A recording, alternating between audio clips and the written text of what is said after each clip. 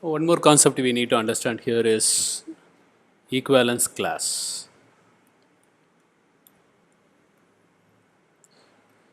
Note, this is not equivalence relation, it is equivalence class. What is an equivalence class? We'll understand this with an example. This example is also available in your book. Let A equal to 1, 2, 3, 4, 5, 6 and 7. Now we are defining a relationship R in such a way that R equal to A comma B, where A and B both should be either odd or even.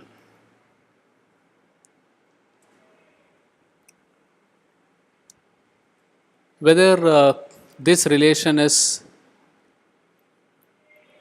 equivalence, superficially speaking, this relation is not equivalent, because what if I choose 1 and 4? 1 and 4 not either odd nor even, it doesn't fall into that category. But what we need to do here is we need to split A into two subsets. Let me call those subsets as A1, which involves 1, 3, 5, 7, and A2, which has got 2, 4, and 6. Now, let us have a reflexive check here. So, R A comma B, let's say I am selecting 1 as A, then definitely B should also be equal to 1. So, 1 and 1 are either odd or even. Yes, it is odd, no problem. Similarly, here also I can select 2 comma 2 or 4 comma 4 or 6 comma 6. So, it is reflexive. In both the cases, it is reflexive. Let's check whether it is symmetric. I am selecting 1 comma 3 first. This is A comma B. So, 1 and 3 are odd, and hence it can be proven that B comma A or 3 comma 1 is also odd. Similarly, in A2, we can prove 2 comma 4 is even, and definitely 4 comma 2 is also even, and hence it is symmetric as well.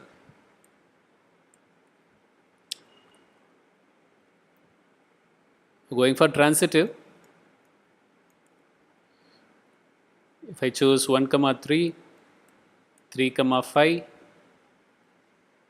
then 1 comma 5 is true.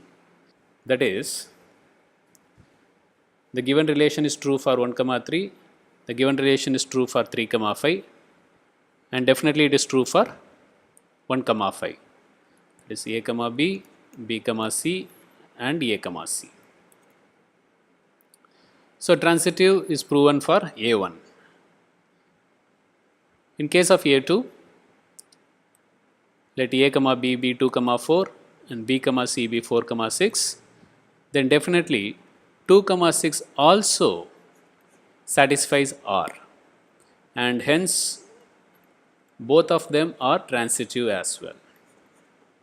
So, since A1 and A2 both are equivalence relation, or both satisfy equivalence relation condition, R is equivalence relation.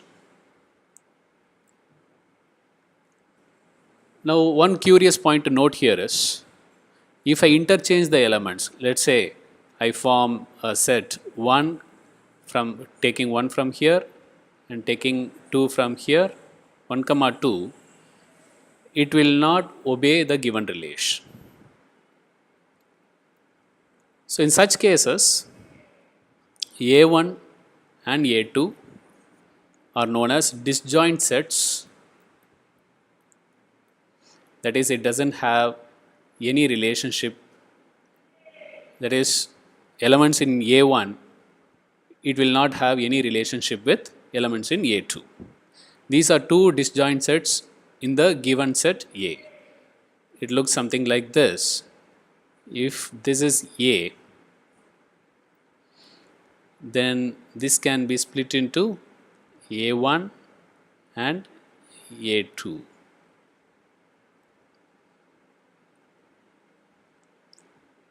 However, the relation R is satisfied for all the elements here when they are properly aligned.